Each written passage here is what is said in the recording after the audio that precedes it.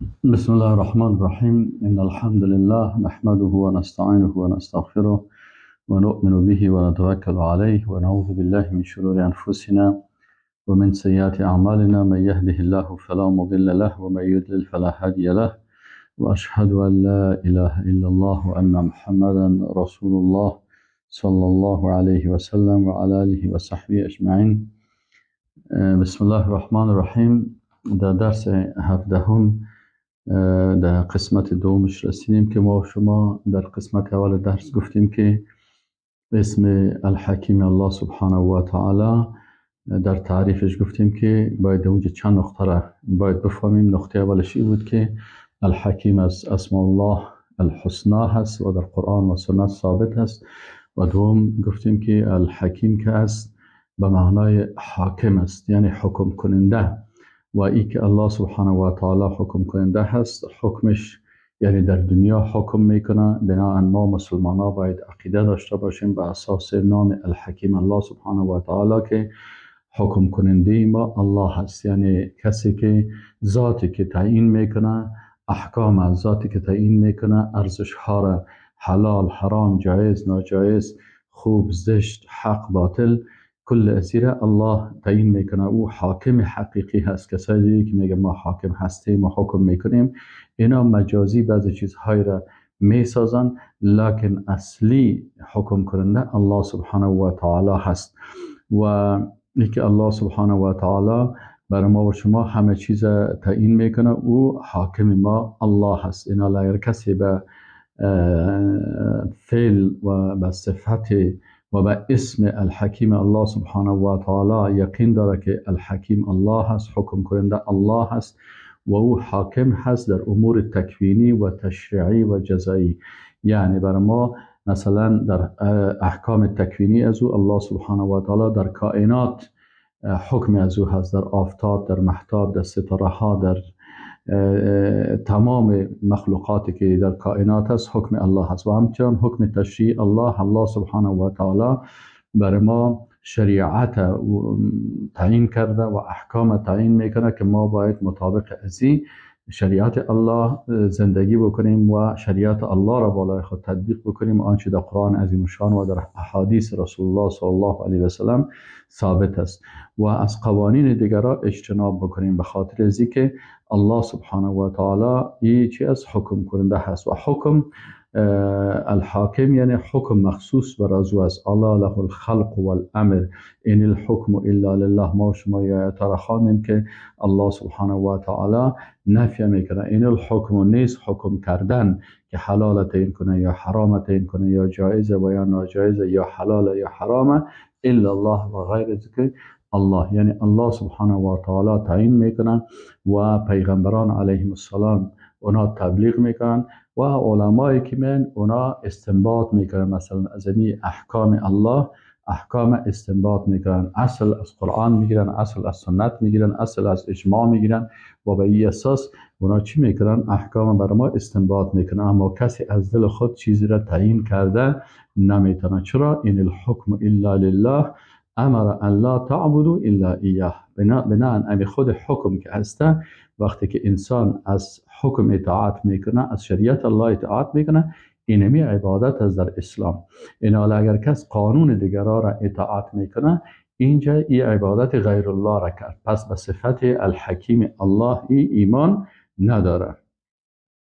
دیگه ای است که الله فرمانروای تمام حاکما هست و ما و شما فهمیدیم که الله سبحانه و تعالی همین قسم که در دنیا حکم میکنه، همین قسم در آخرت هم حکم الله سبحانه و تعالی است. الله سبحانه و تعالی میگه که الملک یومئذ لله یحکم بینهم. در روز قیامت اینجا الله حکم میکنه، الله یحکم بینکم یوم القیامه، در سوره حج آیت 69.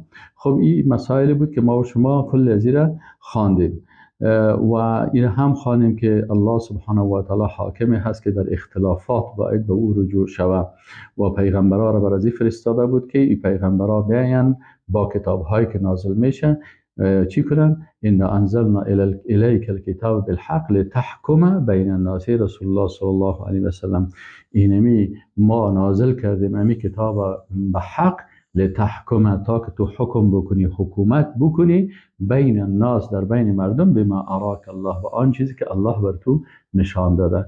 یعنی رسول الله صلی الله علیه و سلم وقتی که حکم ساخت مطابق همین آیت قرآن است که انا انزلنا الیک الکتاب بالحق لتحکم. چی معنی لتحکم؟ یعنی تو حکومت بکنی بین الناس، در بین مردم، در قضایای سیاسی، اقتصادی، اجتماعی، تعلیمی، تربیوی، فرهنگی، در مسائل اجتماعی، در مسائل اخلاقی، در مسائل قضایی، در کل از اینا رسول الله صلی الله علیه و سلم باید حکومت بکنه در بین مردم بما اراک الله، و آن چیزی که الله برای تو نشان داده.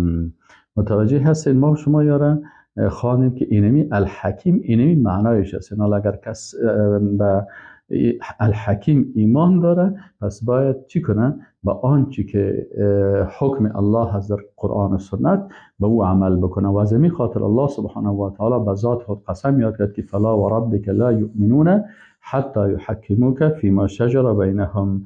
یعنی بر از اینا میگه که فلا و ربک، الله قسم یاد میکنه به ذات ذوالجلال خود، میگه قسم از بر رب توی رسول الله صلی الله علیه و سلم، این مردم ایمان نمی آورند و مؤمن نیستن حتی یحکموک فیما شجر بینهم، که در اختلافات خود، اختلافات سیاسی می باشه، اختلافات مثلا قضایی می باشه، اختلافات اعتقادی می باشه، اختلافات مثلا در عبادات می باشه، اختلافات در نظام اجتماعی می باشه، اختلافات در نظام اخلاقی می باشه، اختلافات در نظام اقتصادی و در نظام مالی می باشه، اختلافات در نظام جنگی و دفاعی می باشه، اختلافات در نظام دعوتی می باشه، اینا در تعلیمی و تربیوی می باشه.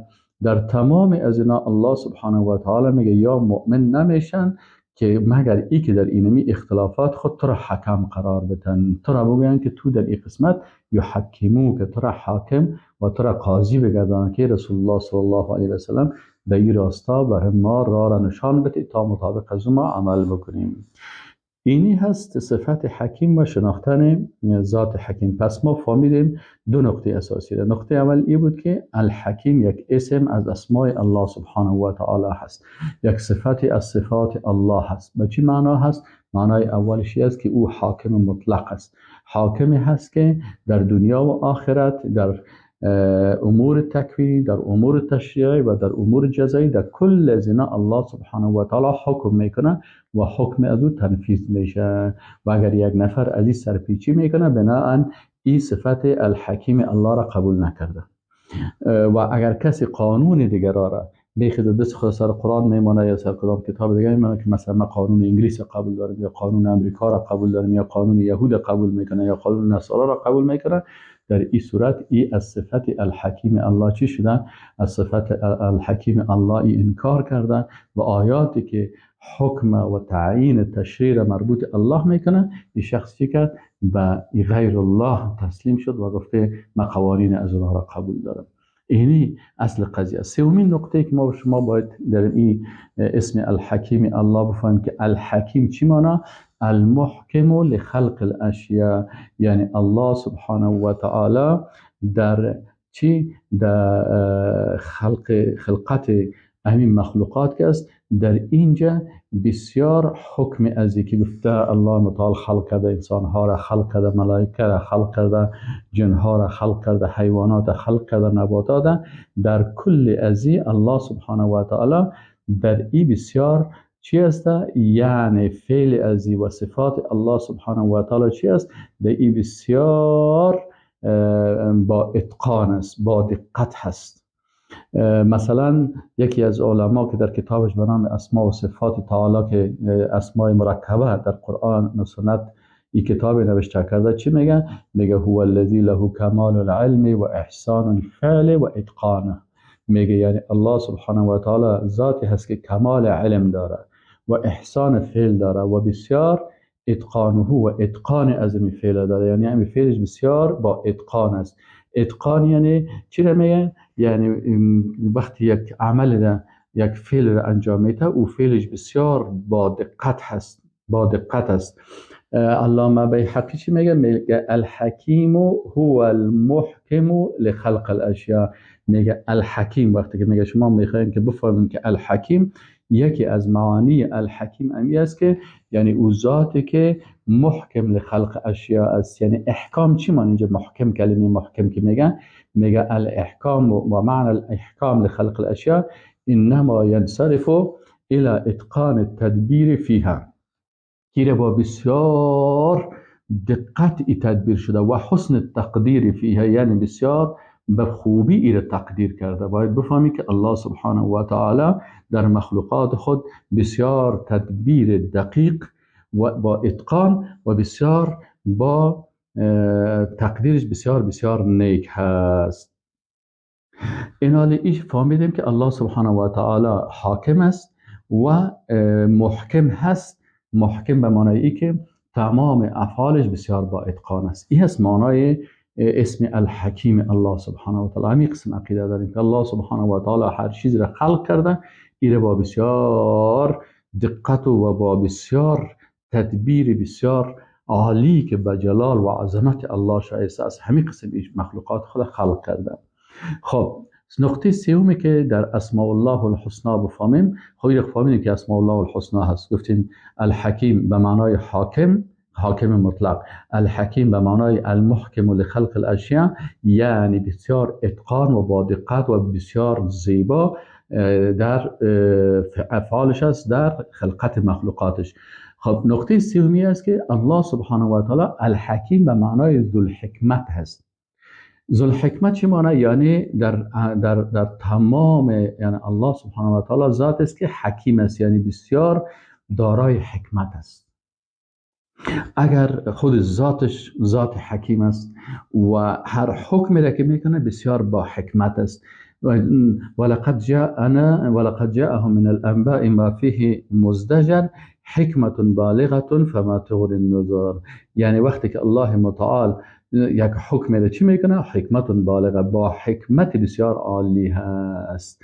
علامه صالح آل شیخ در یک کتابش که به نام شرح عقیده واسطیت چی میگه؟ میگه فالله جل و علا حکیم بمعنى ذو الحکمه.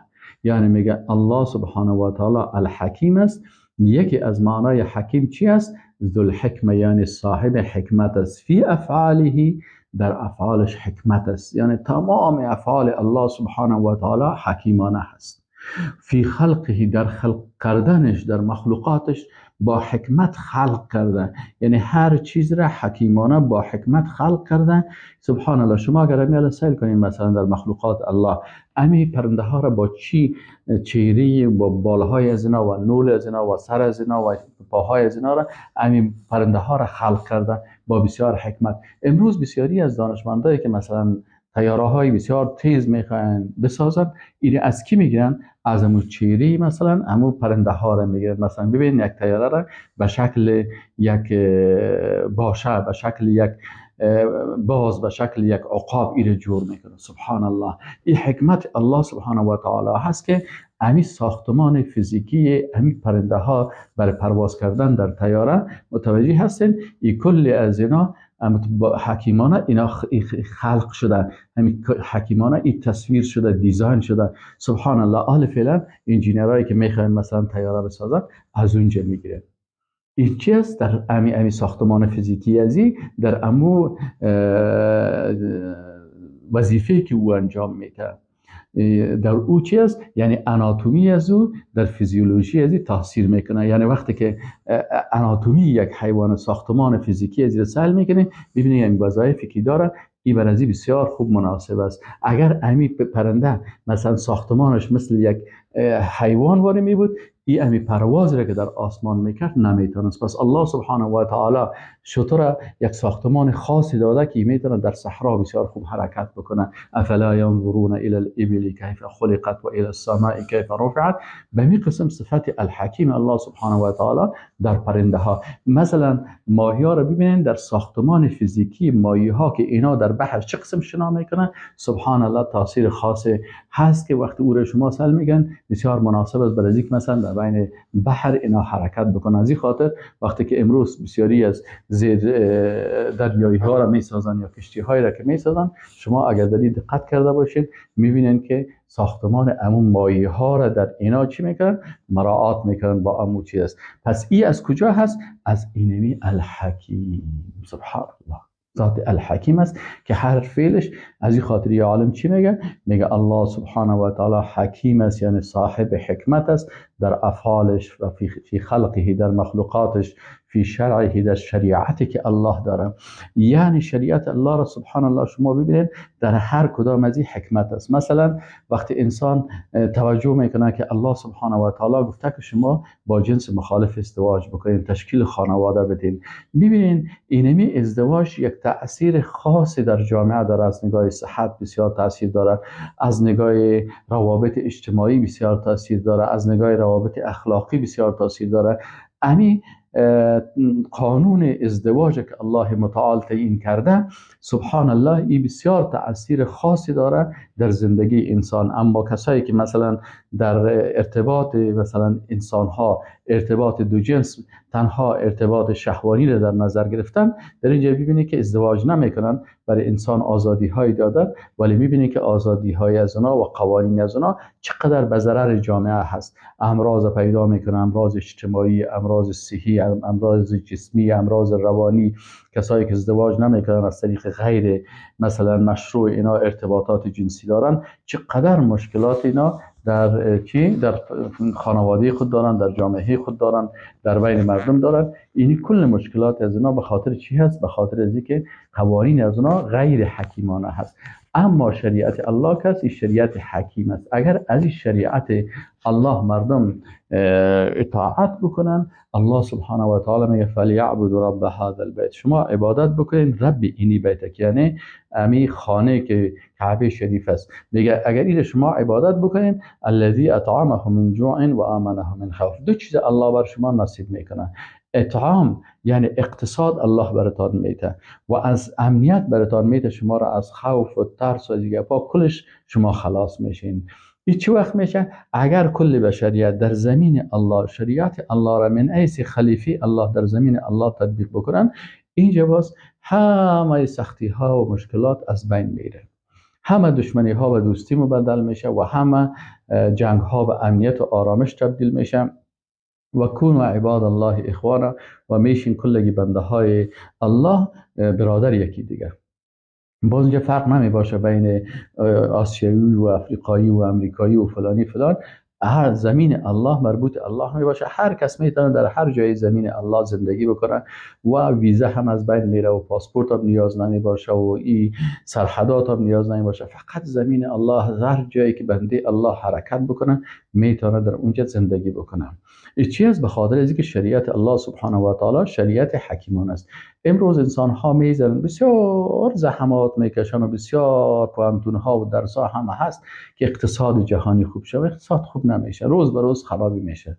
روز به روز ببینید که مردم از اقتصاد به تکلیف هستن. 50 سال نظام سرمایه‌داری را تطبیق کردن، 60 سال یک قرن تطبیق کردن در یک مملکت.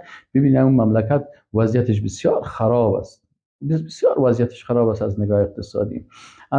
نظام سوسیالیستی را آوردن تطبیق کردن، از نگاه امنیت و اقتصاد آرامش پیدا نکردن. به کجا هست؟ به خاطر از اینکه الحکیم که است، ذات هست که در افعالش صاحب حکمت است، با حکمت افعال خود انجام میده، مخلوقات خود حکیمانه خلق کرده، فی شرعه شریعتی را که تعیین کرده در او حکمت است. در هر کدامش حکمت هستی که ما و شما بفهمیم یا نفهمیم یا مردمای دیگر نفهمن او که، اما وقتی که انسان اگر با دقت تحقیق بکنه میبینه که شریعت الله چقدر حکیمانه هست. و فی قدره، در تقدیری که الله سبحانه و تعالی کرده حکمت هست. كل ذلك على وفق حکمت الله جل و علا، تمام از این مطابق حکمت الله هست. حکمت چی هست؟ وضع شیء فی موضعه الموافق للغایات المحموده منه. حکمت چی هست؟ هر چیز در اون جای مناسبش گذاشتن موافق به اهداف از او، اهدافی که و اهداف خوب هست، محمود هست. متوجه هستید؟ هر چیزی در حکم الله را ببینید که او بسیار در او حکمت است و او در جای حکم شده که او به نفع بشریت است. یعنی هر حکم الله سبحانه و تعالی را ببینید به نفع بشریت است. خب دیگه ما و شما این را فهمیدیم. خب بعد از اینکه فهمیدیم که الله سبحانه و تعالی حاکم مطلق است، حاکم است، حکم کننده هست در دنیا و آخرت، در امور تکوینی و تشریعی و جنایی، در کلش الله حاکم است، حکمش تطبیق میشه. دوم فهمیدیم که الله سبحانه و تعالی احکام خدا بسیار با اتقان و با احکام این افعال خدا در مخلوقاتش انجام داده. و سوم نقطه فهمیدیم که الحکیم به معنای چی هست؟ به معنای ذوالحکمت است، یعنی ذاتی که دارای حکمت است در تمام افعالش، در خلقتش، در تقدیرش، در افعالش، در خلق کردن مخلوقاتش، در ساختمان فیزیکی مخلوقات، در شریعتش، در کلش الله سبحانه و تعالی چی هست؟ الله ذاتی هست که حکیم است. به شکل انسان مسلمان باید خالق خدا بشناسه. ما وظیفه ما چی است؟ که الله سبحانه و تعالی را برای دوستای الله معرفی بکنیم. الله سبحانه و تعالی را برای دوستای الله اول خود ما بشناسیم و برای دوستای الله سبحانه و تعالی را معرفی بکنیم تا که کسی نگویه که من جاهل هستم و من نمیفهمم و بر من نرسیدم. پنجم نقطه که در صفت حکیم الله باید بفهمیم که و کل حکم غیر حکمه، هر حکمی که غیر حکم الله باشه حکم جاهلیت و طاغوت. سبحان الله. چون الله فهمیدیم این سه خصوصیت الله را فهمیدیم که الحاکم است، حاکم مطلق است. ایناله هر حکمی که بغیر از حکم الله باشه، یعنی هر قانونی که ضد حکم الله هست، ضد شریعت الله هست، این حکم جاهلیت است. هر قانون، اگر قانون امریکا هست جاهلیت است، اگر قانون ملل متحد است جاهلیت و طاغوت است، اگر قانون روس است جاهلیت و طاغوت است، اگر قانون یهودیا جور کردن که یا ضد کتاب خود، ضد کتابی که نازل شد برشان او را تحریف کردن، قانون دیگه ساختن ضد شریعت موسی علیه السلام، قانون جاهلیت است. اگر نصرانیا کتاب عیسی علیه السلام انجیل تغییر دادن و در او تحریفات کردن و چیزهای دیگه آوردن و قوانین دیگه برای خود ساختن، هر قانونی که ضد شریعت الله هست، چون الله الحکیم است، حاکم مطلق است، هر قانونی که ضد شریعت الله باشه ای چی است؟ منافی شریعت الله هست، منافی حکم الله هست. این حکم به نام چی گفته میشه؟ این حکم جاهلیت است و قانون جاهلیت است. الله سبحانه و تعالی کلشه. پس اینجا حکم الله شد و حکم غیر الله شد، حکم حکیم شد، حکم غیر حکیم شد، شریعت حکیم شد، قانون غیر حکیم مخلوقات دیگه شد. شریعت که از حاکم حکیم است، حکم کننده هست که صفتش الحکیم است، این شریعت الهی هست که دارای حکمت است. دیگرها کلش که از چی هستن؟ اینا غیر ازی، کل ازی را حکم جاهلیت گفت. الله متعال میگه افا حکم الجاهلیت یبغون و من احسن من الله حکما. ببینین خوب دقیق شوین، میگه آیا حکم جاهلیت میخواین؟ آیا این انسان هایی که میرن قانون امریکا را میخواین اینا یک حکم جاهلیت میخواین؟ یا قانون روس و فرانسه و قوانین ملل متحد و قوانین فرعونی و قوانین نام ها تغییر میکنن، یعنی قوانینی که ضد شریعت الله هست، هر نام که سرش بانی الله او را چی میگه؟ او را قانون جاهلیت میگه و او را حکم جاهلیت میگه و او را حکم طاغوت میگن. کسایی که قانون میسازن ضد شریعت الله، همین مخلوقات به نام طاغوت هستن، حکمشان حکم طاغوت هستن. اینا ولو که هر قدر با تکنولوژی پیشرفته باشن اینا جاهل هستن. این حکمشان چی هست؟ جاهلیت است. الله متعال میگه حف حکم الجاهلیت یبغون، اینا حکم جاهلیت میخوان.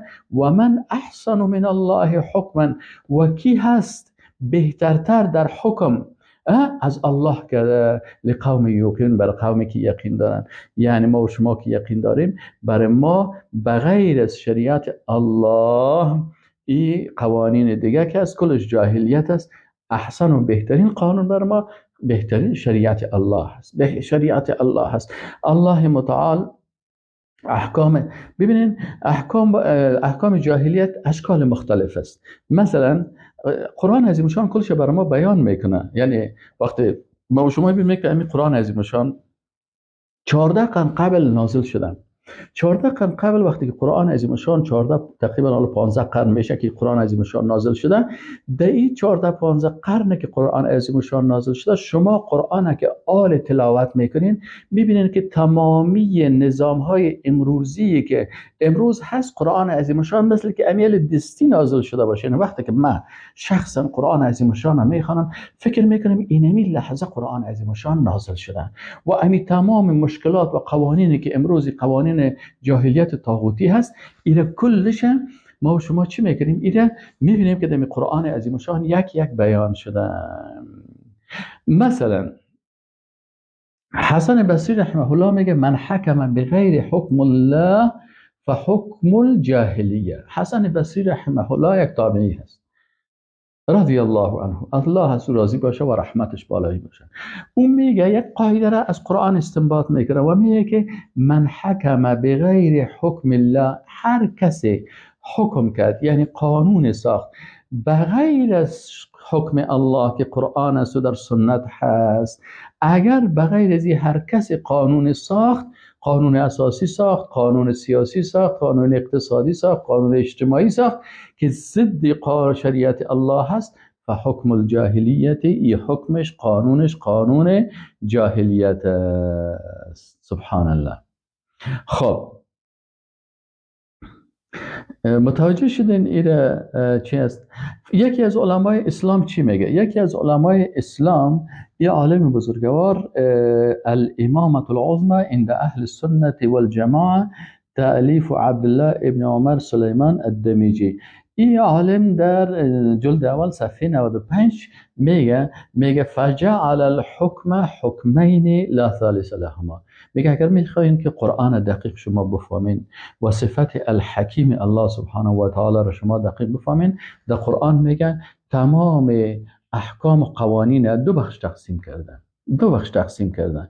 یکی حکم اسلامی هست و هو الحکم به کتاب الله و سنت رسوله صلی الله علیه و سلم. میگه اولش حکم اسلامی هست، ای که حکم است به کتاب الله و سنت رسول الله صلی الله علیه و سلم. دوم قسم حکم جاهلیت است. ما خالفه هو ما خالف ذلك. میگه حکم جاهلیت کدام یکی است که او مخالف قرآن و سنت است. بنابراین هر حکمی که مخالف قرآن و سنت باشه این حکم جاهلیت است. از هر مملکتی باشه، اگر قبل از اسلام فرعون و هامان و شداد و نمرود جور کرده بود، اگر در عصر جاهلیت جور شده بود و اگر در عصر امروزی مثلا ملل متحد جور میکنه یا امریکا و اروپا و آسیا و افریقا و استرالیا جور میکنه، قوانین کل زنا که ضد شریعت الله هست، این در نزد الله حکم جاهلیت است. خلاص. پس این عالم میره میگه که دو حکم است، سومی وجود ندارم. خب اینال احکام و قوانینی که توسط اینال مثلا قوانینی که مثلا دیگران میسازن، این چی هست؟ این احکام و قوانین جاهلیت است. خب مثلا دیگه از احکام جاهلیت کدام یکی هست؟ قوانینی که بسیاری کسا به اساس امور رواجهای پدرانه خود میگه که ما جرگه پدری داریم، جرگه پدرای ما هست، اونا جرگه میکردن، در جرگه های خود این قسم فیصله میکردن، جرگه های قومی. این کلش جرگه های قومی که ضد شریعت الله هست، این حکم جاهلیت است. متوجه باشین. الله سبحانه و تعالی میگه که و اذا قیل لهم تعالوا الى ما انزل الله و الى الرسول، خوب دقیق متوجه باشین. میگه و اذا قیل لهم، وقتی که بر از اینا گفته شود تعالوا الی ما انزل الله و الی الرسول، بین شما با آنچه که الله نازل کرده و آن چیزی که رسول الله صلی الله علیه و سلم ایره آورده است، قالوا حسبنا ما وجدنا علیه آباءنا. اونا چی میگن؟ میگه برای ما کافی هست که آنچه که پدرای ما در این راستا کرده هست. الله متعال میگه اولو کان آباؤهم لا یعلمون شیئا ولا یهتدون. میگه آیا پدرایشان این قسم نبود که اونا علمیت نداشتن و هدایت هم نشده بودن؟ سوره مائده آیت 104. این آیت بخونین دقیق متوجه شوین. بسیاری کسا هستن وقتی که میگن ما امو چیزی که پدرای ما میکرد، ما امو عادات پدرای خود اونمو رو تطبیق میکنیم. درست است اگه پدر تو مسلمان باشه، پدر تو مطابق قرآن باشه، گپش فیصلش از قرآن استنباط شده باشه، هیچ مشکل نیست. اما اگر میبینی که این رواج های قومی، رواج هایی که بر اساس قوم هست و فیصله های قومی هست و این از ذهنیت اونمو مردم های بیدین هست، این پس قانون جاهلیت است. مثلا ما برتان مثال بگویم، مثلا در بسیاری جایها، مثلا در افغانستان قوانین جاهلیت چه قسم است؟ مثلا قبل از اسلام قانون بود که اگر یک نفر قتل میکرد اینا لباس همی جرگه قومی میشیشت و میگفت که شما که قتل کردین، فامیل قاتل به فامیل مقتول 3 دختر خود بد بدن. بازو میرفتن، مثلا دخترکای از احیان یک دخترکش در قنداق می بود، تفلک خرد می بود، و احیان یک دخترش نیمه جوان می بود، یک ایره می گرفتن صاحب، این دخترها را تسلیم میکردن به خانواده قاتل، چون قاتل مادر از قاتل ببخشید به مادر مقتول، به فامیل مقتول، آل این مادر از این مقتول و پدر از این مقتول و برادرای از این مقتول و خواهرای مقتول به طرف از این دخترک چی نظر میکنه؟ به طرف از این امو جرم که برادرش کرده به طرف از این نظر میکنه و میگه که این خواهر اونمو قاتل است یا دختر اونمو قاتل است. متوجه هستین؟ بناهن چیزی که ظلم هست بالای از این دخترک میکنه و حتی به حالات میرسه که امی دخترک از دست ظلم و جور از این ظالم ها چی میشه؟ بالاخره میره ببینه که خدا در دار آویزان کرده و خودکشی کرده. علتش چی هست؟ علتش این است که اینجا حکم جاهلیت قبل از اسلام هست. حکم قرآن نگرفتن. حکم قرآن امی بود که و فی القصاص حیات، قصاص شوه. اونم قاتل، کسی که قتل کرده اونم مجرم است، باید قصاص شوه. اگر خانواده مقتول این نمی بخشن، قصاص میشه مطابق شریعت الله، خلاص کل درد و رنج و جنجال از خلاص میشه. اینا رو ببینین این حکم چی شد؟ این حکم که اینا به حساب رواج و جرگه کردن و جرگه مارا کرده، این حکم جاهلیت است. اینا کسی که این حکم قبول میکنه صفت الحکیم الله را قبول نداره. این وقتی که صفت الله را قبول نداره، فعل الله را قبول نداره، حکم الله را قبول نداره، آیاتی که در راستا نازل شده این قبول نداره، پس این نباید بگه که من مسلمان هستم. در سوره بقره آیت 170 الله میگه و اذا قیل لهم اتبعوا ما انزل الله، مردمای جاهل، مردمایی که قانون جاهلیت قبول دارن، صفتشان چی است؟ وقتی که برشان گفته شود که بیاین به ما انزل الله، بیاین مطابق قرآن و سنت دمی راستا فیصله بکنیم، قالوا بل نتبع ما الفینا علیه آباءنا، نه ما مطابقت میکنیم با اون چیزهایی که ما عادت کردیم و رواج ماست و کلتور ماست و عنعنات ماست که از پدرای خود گرفتیم. الله متعال میگه اولو کان آباءهم لا یعقلون شیئا ولا یهتدون، آیا پدرایشان این قسم نبود که نه عقل داشتن و نه هدایت شده بودن؟ قوانینشان قوانین جاهلیت بود. پس شما از پدران جاهلتان اطاعت میکنین. و اذا قیل لهم، در سوره لقمان هم ببینید چقدر تکرار میکنه الله سبحانه و تعالی، میگه و اذا قیل لهم اتبعوا ما انزل الله قالوا بل نتبع ما وجدنا علیه آباءنا، میگه ما مطابقت میکنیم از آن چی که ما پدرای ما رو دو یافتیم. اولو کان شیطان یدعوهم الی عذاب السعیر، آیه قسم نیست که شیطان اینا رو دعوت میکنه به طرف عذاب دوزخ. پس ای از احکام جاهلیت است. ذکر چی از احکام جاهلیت است؟ احکامی که مطابق خواهشات نفسانی شود، یعنی حکومت مردم توسط مردم برای مردم، حکومت نفس توسط نفس برای نفس. این حال بسیاری وقتا شما ببینید که بسیاری احکام و قوانین مطابق چیز جور میشن؟ خواهشات نفسانی. مثلا یک کسی از خواهشات نفسانیش تقاضای زیر میکنه که ازدواج با هم جنس بکنه، ضد قرآن و ضد سنت. این تقاضای چی است؟ نفسانی است. یا شراب میخوان بخورن، یا میخوان زنا بکنن، این خواسته های نفسانی خود این چی جور میکنن؟ قانون جور میکنن. این قانون جاهلیت است. این میره نامش ماندن دموکراسی و این میره ماندن قانون آزادی انسان و آزادی بیان و قانون ملل متحد و قانون فلان و فلان. الله متعال میگه ارأیت من اتخذ الهه هوا، میگه آیا نه این کسایی که معبود خود یعنی عبادت قانونی خود برای کی میکنه؟ به هوا و خواسته های نفس خود میکنه. سوره الفرقان آیت 43 هست. افرأیت، در سوره جاثیه آیت 23 چی میگه؟ افرأیت من اتخذ الهه هوا، آیا ندیدی که اله خود، معبود خود که او را پرستش بکنن. پرستش ما به شما عبادت ها گفتیم که عبادت ها 6 قسم است. یکی از عبادت ها عبادت تشریعی هست که مربوط به تطبیق قانون میشه. وقتی که یک کسی قانون یک کسی را اطاعت میکنه و او را تطبیق میکنه بالای خود، این بر از او عبادت میکنه. الله متعال میگه آیا ندیدین کسایی که معبود خود که او را عبادت بکنه از نگاه تشریعی کیه گشتنده؟ هوا، خواسته های نفس خوده. هر چیزی که نفسش گفت اون امور اطاعت میکنه، امور قانون میسازه. امروز قوانینی که مثلا در دموکراسی هست، اینمی کلش اینمی قانونهای نفسانی هست.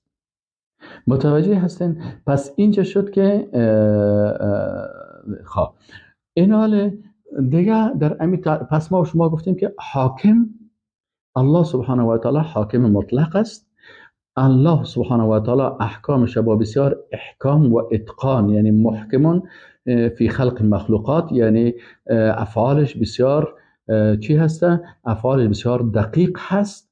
و سومش گفتیم که الحکیم به معنای یعنی ذاتی که او دارای حکمت است، یعنی صاحب حکمت است.